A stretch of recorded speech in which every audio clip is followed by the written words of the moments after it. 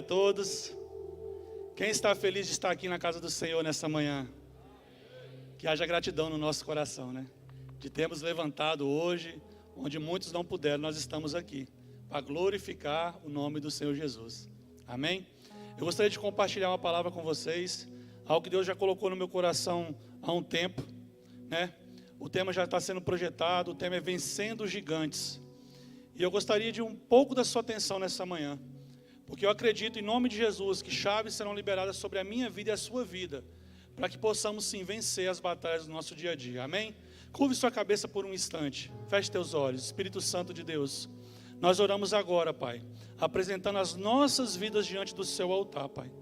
Crendo, Senhor, que nós não estamos aqui por um acaso, não, Senhor. O Senhor nos trouxe até essa igreja nessa manhã, meu Pai, para escutarmos a Tua voz, para falar o nosso coração. Que, Pai, todo aquilo que foi enviado, Deus, para tirar a nossa atenção, para trazer sonolência, cansaço, nós repreendemos nessa hora. E nós declaramos que somente o Espírito Santo de Deus é bem-vindo nesse lugar. Damos honra e glória a Ti, no nome santo de Jesus. Quem concorda diz amém. Amém, glória a Deus. Todos nós passamos e enfrentamos muitas lutas durante a nossa vida. Quantos de nós talvez já começa na segunda-feira já pensando, meu Deus, essa semana vai ser complicada, né? Quantos de nós enfrentamos situações que a gente nem acredita que conseguiu passar, que é só pela misericórdia do Senhor que a gente está de pé, né? Tem um ditado que diz que temos que matar um leão por dia, e às vezes já deixar o outro amarrado para o dia seguinte. E quantas situações afligem as nossas vidas e parece que a gente não consegue vencer. Sabe, quantas situações vem acompanhando talvez a nossa família por gerações e parece que a gente não consegue vencer. Sabe, gigantes que têm se levantado para afrontar a nós, a nossa descendência, e parece que a gente não consegue vencer. Sabe, nós temos um Deus que Ele é todo poderoso, é o nosso El Shaddai, amém? Mas por que muitas vezes a gente parece que não consegue vencer os gigantes que se levantam? Será que tem a ver com Deus? Será que tem alguma coisa a ver com o caráter de Deus? Ou talvez são as nossas atitudes? Ou talvez seja aquilo, as decisões que eu tenho tomado, as pessoas que eu tenho escutado. Olha para o irmão que está do seu lado e diz para ele assim: não me atrapalhe hoje. Mas diga com fé, não me atrapalhe hoje. Eu estou em guerra. Amém? Quando falamos em vencer gigantes, talvez muitos aqui já pensaram, talvez lendo o tema, vai falar sobre Davi e Golias. Mas eu não vou falar sobre Davi e Golias. A citação em 1 Samuel 17, onde nós vemos Davi representando o exército de Israel e o Deus de Israel, contra Golias, que representa o exército dos filisteus, é algo que ele permeia a nossa mente quando falamos em vencer gigantes. Mas eu gostaria de te dizer que Golias não era um problema que deveria existir na geração de Davi. Golias não era um problema que deveria existir na geração de Davi. Mas ele estava lá. O texto que nós vamos ler está em Deuteronômio capítulo 7, versículo 1. A versão que eu estou utilizando é a King James atualizada. Ela diz assim, Deuteronômio 7, 1, isso. 7, Deuteronômio 7. Obrigado. Quando Yahvé teu Deus te houver feito entrar na terra prometida para possuí-la, Ele próprio expulsará de diante de ti as nações muito mais numerosas que tu. Os hititas, os gigazeus, os amorreus, os cananeus, os ferezeus, os heveus e os jebuseus. São 7 nações maiores e mais poderosas que tu. A Bíblia vai citar 7 nações que eram maiores e mais poderosas que o povo de Israel. E quando a Bíblia fala, quando nós lemos na Bíblia o número 7, ele fala de uma totalidade, de uma perfeição. Se nós formos ler o livro de Deuteronômio, formos ler à frente o livro de Josué, nós vamos citar algumas partes dele aqui. Você vai ver que, além desses 7 povos que foram citados, existiam outros, entre eles os filisteus. Sabe que Deus está dizendo assim: você vai entrar numa terra em que o pecado reina. O pecado, ele está em todos os lados. E cabe a vocês exterminar o pecado da vida de vocês. Quando nós lemos em Números 13, 28, é a primeira citação da Bíblia que vai dizer sobre os gigantes. É uma passagem muito conhecida, eu vou fazer um breve resumo. Deus pede que Moisés levante 7 príncipes, um de cada tribo, e que envie a espiar a terra de Canaã. E durante 40 dias eles estiveram lá. E voltaram com um relatório que talvez traria medo até para nós no dia de hoje, mesmo sabendo a história. 10 desses espias disseram: nós não vamos conseguir não. A terra ela é muito boa sim, mas lá existem gigantes. E aos olhos, aos nossos próprios olhos, nós somos como gafanhotos diante deles. Muitas vezes nós colocamos a nossa fé nas palavras dos outros e deixamos de ouvir a voz de Deus. A primeira chave que eu gostaria de entregar para vocês nessa manhã: não compartilhe com todo mundo seus planos e sonhos. Os covardes te dirão que eles são grandes demais para você. Quem aqui nunca talvez compartilhou com uma pessoa que talvez é até amigo, está em casa, está junto, está assistindo futebol, está jogando bola junto, ou aquela amiga, né, que compartilha as receitas e você tem uma direção de Deus de fazer algo, mas aquela pessoa vem: então, já tem muita gente fazendo isso aí, acho que isso aí não vai dar certo não. Sabe qual é o principal objetivo dos gigantes que se levantam? Trazer medo e nos paralisar. Então não compartilhe com todo mundo seus planos e sonhos. Nós já falamos aqui em alguma outra oportunidade. Não peça, não aceite conselho construtivo de quem nunca construiu nada. Não peça um conselho para o seu casamento de alguém que já separou 4, 5 vezes. Nós conhecemos a história do povo de Israel, que por duvidar do que Deus tinha falado e acreditar no que aqueles homens estavam falando, eles permaneceram 40 anos no deserto. 40 anos se refere a uma geração. Eu não quero que a minha geração, nem a geração dos meus filhos permaneça no deserto. Nós precisamos mudar a nossa história. Só que aí passa esse tempo e o povo então ele entra na terra de Canaã e começa a conquistar a terra de Canaã. Sabe, mas a direção de Deus para aquele povo continuava sendo a mesma. Não conviva, não seja cúmplice daquele povo, porque as práticas deles vão trazer destruição para você.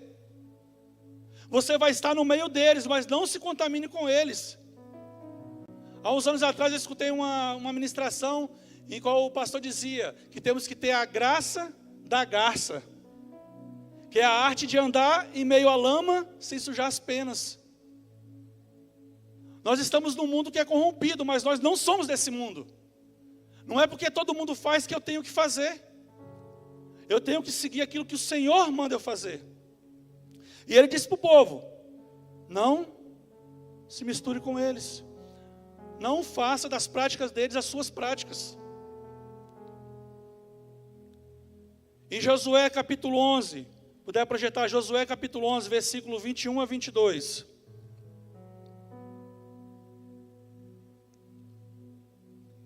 Josué 11, 21 a 22. Diz assim: naquela época, Josué eliminou os anaquins dos montes de Hebron, de Debir e de Anabe, de todos os montes de Judá e de Israel. Josué exterminou-os completamente, assim como suas cidades. Versículo 22. Assim, pois, nenhum dos descendentes de Anak, ou seja, os descendentes dos gigantes, foi deixado vivo sobre o território de Israel. Preste bem atenção nessa frase. Somente em Gaza, em Gate e em Asdod é que alguns puderam sobreviver. Veja que a direção de Deus foi: elimine completamente. E ele começou, Josué juntamente com o povo, começou a fazer aquilo que Deus tinha mandado. Só que no versículo 22 existe É isso que nos chama muita atenção. Somente em Gaza, em Gate e em Asdod é que alguns puderam sobreviver. Amados, não podemos negociar com o inimigo. Hoje ele pode parecer inofensivo, mas a intenção dele sempre é nos destruir. Eu vou contar uma ilustração para vocês e eu acredito que alguns vão entender como espiritual, outros podem entender só a ilustração. Certa vez um homem começou a criar um animal, uma cobra, uma piton. E ele começou a alimentar aquele animal e ele parecia tão inofensivo. Só que o animal começou a crescer. E conforme ele crescia, ele começou a ter umas atitudes estranhas. Certo dia o homem foi alimentar a cobra e ela não queria mais se alimentar, ela não queria mais comer. Outro dia ele acordou e o animal estava na cama dele, completamente estirado ao lado dele. E então ele procurou um veterinário, um especialista. E quando ele contou aquilo que estava acontecendo, imediatamente o homem disse para ele: tome cuidado, retire esse animal de perto de você. O que ele está fazendo, ele está medindo o seu tamanho com o tamanho dele, para ver se ele tem capacidade de te engolir. Ele já está há um tempo sem se alimentar, para que a fome dele seja grande quando ele engolir você. Assim são os inimigos que muitas vezes nós convivemos com eles. Assim são os inimigos. Nós estamos aqui falando de pessoas, tá, gente? Nós estamos falando de pecado, nós estamos falando de atitudes nossas do dia a dia, que nós vamos alimentando, achando que é inofensivo. Porque a gente tem a mente, talvez pelo dia a dia, pelos costumes atuais, de dizer: não, isso aí eu consigo parar a hora que eu quiser. Se eu não quiser fazer isso, eu não faço. Eu tenho o controle. Engano nosso.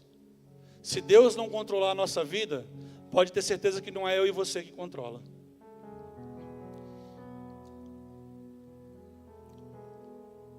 Sabe, João 10:10 vai dizer, o Senhor Jesus vai nos ensinar qual que é o objetivo dos nossos inimigos. E não tem outro, não se engane. Ele vem senão para roubar, matar e destruir. Amém? Todo mundo conhece esse versículo. O ladrão vem senão para roubar, matar e destruir. Você sabe disso.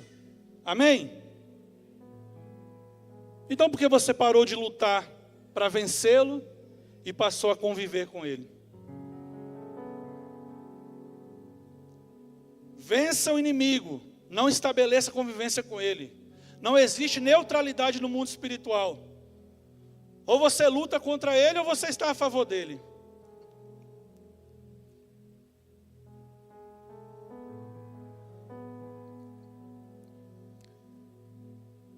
Efésios 6:12 vai nos dizer que a nossa luta não é contra a carne e sangue, mas contra principados e potestades. A ordem de Deus para o povo era que conquistasse toda a terra de Canaã. Nós lemos isso, que eles deveriam entrar e conquistar, e expulsar, e tirar todo aquele povo que ali estava. Josué capítulo 13, do versículo 1 a 3, vai dizer assim: o tempo passou, e Josué se tornou idoso. Certo dia, Yahvé o Senhor falou com ele: eis que estás velho, em idade avançada, e ainda resta muita terra a ser conquistada por Israel. Essas são as regiões que faltam ser possuídas, todas as províncias dos filisteus e dos jesuritas. Precisamos lutar e vencer os desafios que temos na nossa vida hoje, porque amanhã pode ser tarde demais. Amanhã eu posso não ter mais saúde, amanhã eu posso não ter mais vigor, amanhã, por qualquer que seja a fatalidade, eu posso não ter disponibilidade. Temos que parar de procrastinar as coisas que Deus mandou. O que eu mais escuto às vezes, pessoas falando: nossa, Deus me deu uma direção, um projeto. Faz quanto tempo isso? Já tem uns 10 anos. E por que você não fez até hoje? É porque meu trabalho toma muito tempo. Nós já escutamos e nós aprendemos tantas vezes aqui, que a gente só não faz, a gente só não acha tempo para aquilo que a gente não prioriza. Talvez a situação era tão pequena diante de ti há 10 anos atrás, e hoje ela se tornou um gigante porque você se acovardou em não fazer. Se Deus mandou você fazer, faça. Porque Deus já deu a vitória em suas mãos. Basta caminhar até ela. Deus não irá fazer o que você tem que fazer. Deus te deu a vitória, mas cabe a você caminhar até ela.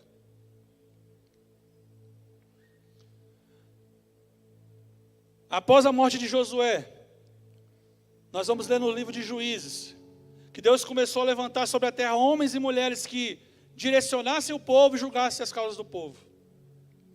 E de tempos em tempos, os povos que ali ainda existiam em Canaã se levantavam e faziam guerra contra o povo de Israel. E o povo de Israel muitas vezes é levado em cativeiro. E deixa bem claro, quando nós lemos o livro de Juízes, a causa e a razão pelo qual o povo era feito escravo. Se nós formos ler a frase que nós vamos mais ler em Juízes, será: os israelitas pecaram uma vez mais contra o Senhor. Fica fácil identificar. O pecado, ele gera prisão. O pecado gera destruição. E o pecado traz maldição. Lute contra o pecado. A obediência à verdade traz vida e libertação. Se você já parou de lutar contra o pecado, você já admitiu que sua vida está aprisionada. E sabe o que é pior? Isso não vai atingir só você, vai atingir as próximas gerações. Juízes capítulo 13. A partir do capítulo 13 nós vamos ouvir falar sobre Sansão. Quem aqui já ouviu da história de Sansão? Muito conhecida também, né? Ela vai relatar que Sansão foi um juiz levantado por Deus e ele foi consagrado ao Senhor desde o ventre. Sua mãe era estéril, mas veio uma palavra sobre ela que ela teria um filho que seria consagrado ao Senhor desde o ventre. Então Sansão nasce num período em que os filisteus, lembra aquele povo lá que não conseguiram conquistar, que deixaram que eles ficassem? Esse povo se levanta e ele começa a escravizar o povo de Israel durante 40 anos. Então Sansão é levantado como juiz para trazer libertação contra os filisteus. Mas nós conhecemos a história. Sabemos que, num dado momento da vida dele, ele começou a fazer aquilo que era ruim aos olhos de Deus. Deus disse: não se junte com eles. Ele casou com uma delas. Sabe quando nós somos teimosos? Já escutei tantas pessoas, talvez eu até já me peguei em situações assim eu mesmo, de fazer algo errado e depois querer botar a culpa em Deus. E Deus fala assim: eu te falei para não fazer. Por que você fez? Porque nós somos especialistas em transferir a responsabilidade. Sabe, Sansão, ele era um homem forte, tinha uma força sobrenatural, uma força que vinha de Deus. Mas um dia ele contou para Dalila o seu segredo, confiando, porque ele achava que, porque estava ali, tinha um relacionamento com ela. Era uma estratégia do inimigo para que ganhasse a confiança dele. E aqui eu deixo mais uma chave para você: não revele seus segredos para todos. Nós já falamos um pouco sobre isso. O lobo se disfarça em pele de cordeiro. Tome cuidado. Mas como eu vou saber? Quem tem intimidade com Deus sabe. Um dia nós estávamos passando por uma situação difícil lá em São Paulo. E nos pegamos sozinhos, eu e a minha casa. E nós já não confiamos mais em muitas pessoas para falar, para desabafar, para pedir apoio em oração. E um dia nós colocamos em oração no nosso quarto, eu e a minha esposa, e pedindo: Senhor, levanta alguém para nos ajudar em oração, Pai. Nós precisamos de alguém para nos acompanhar em oração. E naquela mesma semana nós tínhamos ido ao culto, lá tinha os cultos de campanha na quarta-feira, e na hora de ir embora tinha uma irmã que estava lá esperando o transporte dela, a carona dela, e ela morava perto de casa, um pouco mais, uns 2 quarteirão abaixo. E aí minha esposa falou: amor, vamos dar carona para a irmã? Eu falei: vamos, de repente ela precisa de carona, né? Está esperando aí, vamos ver se ela vai querer. Nós paramos o carro perto dela e falou assim: irmã, a gente quer uma carona? Não precisa, já estão vindo me buscar. Depois, vai demorar um pouco. Eu falei assim: não, mas você mora lá pertinho de casa, a gente leva você lá. Não vai incomodar? Não vai incomodar. E ela entrou no carro, e a gente foi. Passamos em frente à nossa casa e deixamos ela na frente da casa dela. Quando ela desceu, ela foi no portão. Quando ela bateu a mão no portão da casa dela, ela parou e ela voltou. E ela disse assim para nós: irmão, Deus acabou de falar comigo aqui, que eu preciso passar um tempo de oração com vocês. Daquele dia em diante, aquela mulher se tornou nossa intercessora. Quantas madrugadas nós falávamos: vamos fazer vigília lá em casa. Quantas madrugadas ela chorou com a gente, ela orou com a gente, e ela esteve presente com a gente. Isso chama-se provisão de Deus, até em pessoas que irão nos ouvir, irão orar e chorar com a gente. Não partilhe os seus sonhos com todo mundo, não é todo mundo que sonha contigo. Uma vida de intimidade com Deus te revelará a quem você deve pedir ajuda, a quem você deve falar e com quem você deve andar. Mas a frase que mais me assusta na narrativa de Sansão está em Juízes 16:20. Em Juízes 16:20 vai dizer: então Dalila o chamou: Sansão, vê, os filisteus estão voltando. Acordando do sono, ele disse: sairei e me livrarei deles como das outras vezes. Entretanto, ele não tinha notado que o Senhor já se havia retirado dele. Cuidado com o que você faz, pois Deus pode não estar contigo e você nem percebeu.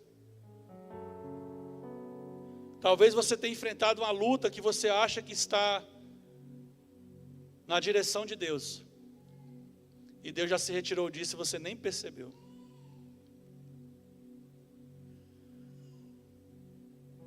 Vocês notaram que até então não se falava em gigantes no meio dos filisteus? Pois é, existem situações que vamos deixando acontecer, pecados que vamos tolerando e praticando, que aos nossos olhos são fáceis e eu posso resolver a qualquer momento. E no oculto, isso está se tornando um gigante, que talvez não se apresentará para você, mas para as próximas gerações. O mal que eu não enfrento hoje, se tornará no gigante que os meus filhos enfrentarão amanhã.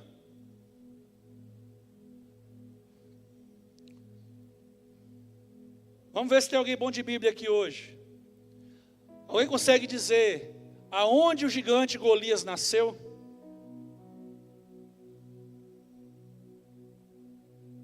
Projeta para nós, por favor, 1 Samuel 17:4. 1 Samuel 17:4.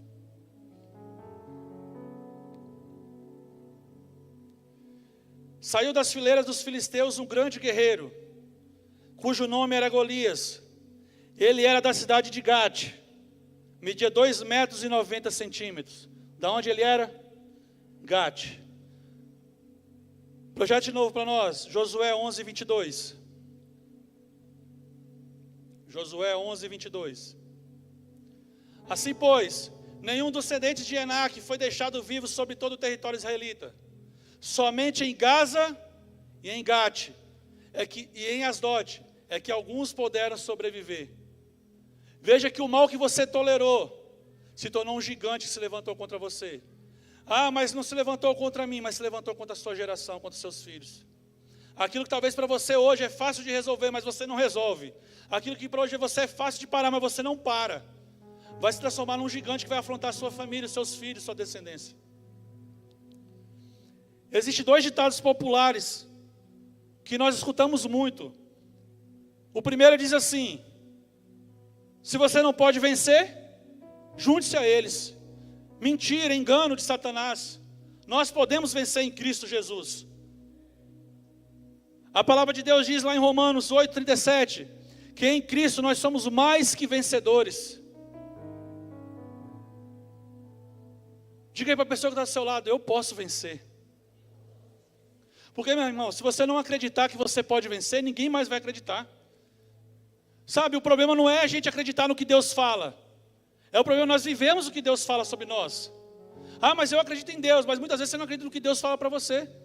Eu já escutei pessoas dizendo assim: eu acredito que Deus faz milagre na vida dos outros, na minha não. Que fé é essa? Que fé é essa? O outro ditado diz: não deixe para amanhã o que podemos fazer hoje. E é verdade. Porque se nós deixamos para o amanhã, para resolver o que nós temos que resolver hoje, isso pode se transformar em um gigante. E nós não vamos conseguir vencer. Porque talvez nós não teremos força. Talvez nós não estaremos na presença de Deus. Nós temos que vencer hoje, para que possamos nos manter na presença de Deus. Quem aqui quer vencer gigante? Eu não sei qual o gigante que você tem enfrentado. Talvez a situação ainda seja pequena na sua geração. Ou talvez você já esteja enfrentando gigantes que já vêm de outras gerações. Eu não sei se é um vício na sua casa.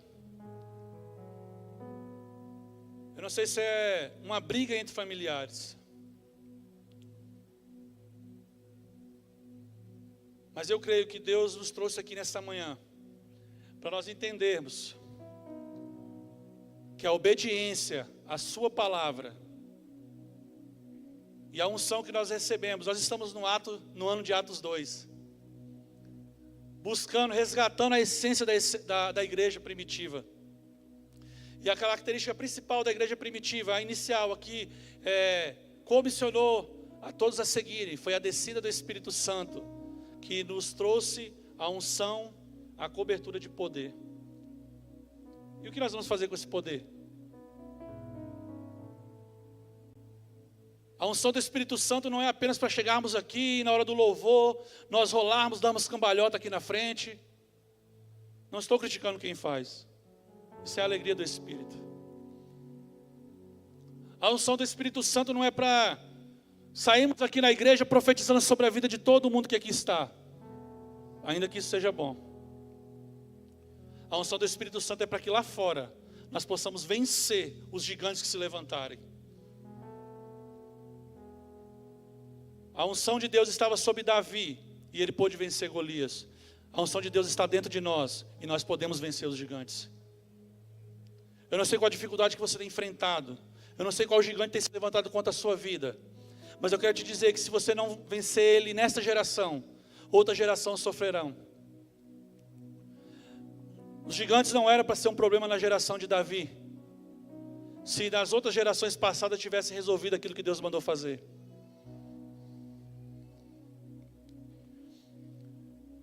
Deus nos trouxe aqui hoje para liberar sobre a minha vida e sobre a sua vida uma unção de guerreiro e guerreira. Em nome de Jesus, nós conseguiremos exterminar os gigantes da nossa vida. Nós precisamos ter a consciência da batalha. Quem esteve aqui das 48 horas de oração entendeu que nós estamos em guerra. Nós estamos em guerra. Nós precisamos lutar. Eu não sei você, mas Deus pode contar comigo. Ele pode contar com você para a luta.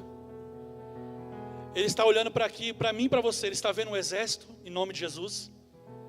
Talvez você se amedrontou, se acovardou até hoje.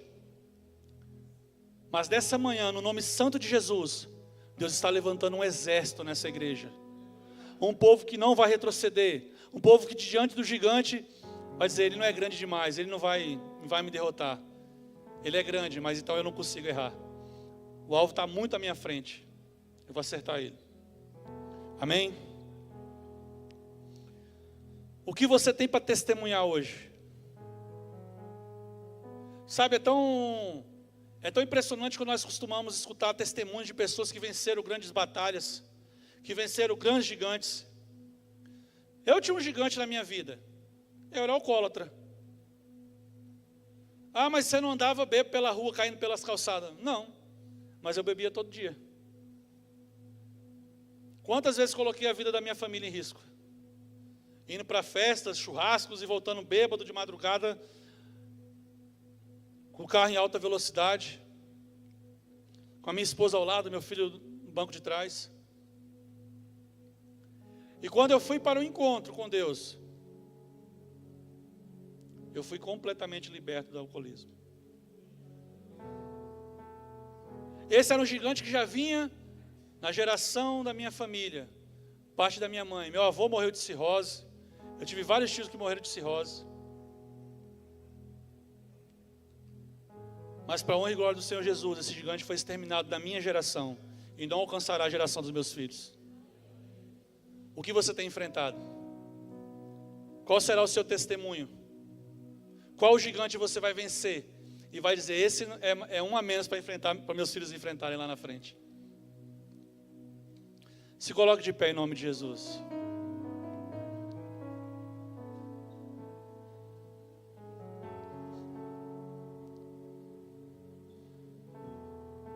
Gostaria de pedir que a intercessão viesse aqui à frente.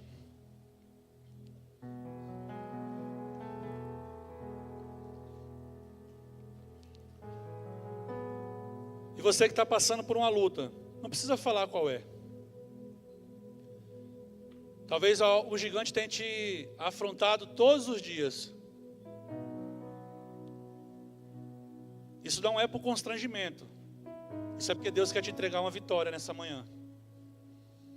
Saia do seu lugar e venha até aqui à frente. Nós vamos orar por você. Lembre-se que não somente a tua vida está dependendo dessa decisão. Gerações estão dependendo dessa decisão.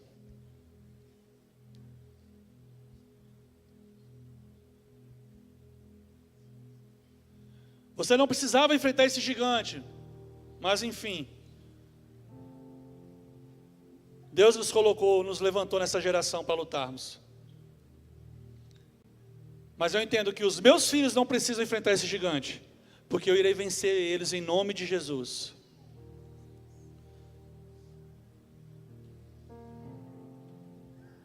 Espírito Santo de Deus, nós entendemos, Pai, que Golias não era um desafio para a geração de Davi, mas mesmo assim o Senhor levantou Davi naquela geração para vencê-lo. Eu vejo aqui homens e mulheres que vieram até a frente do seu altar, Pai, porque desejam nessa geração vencer todos os gigantes que se levantaram contra eles.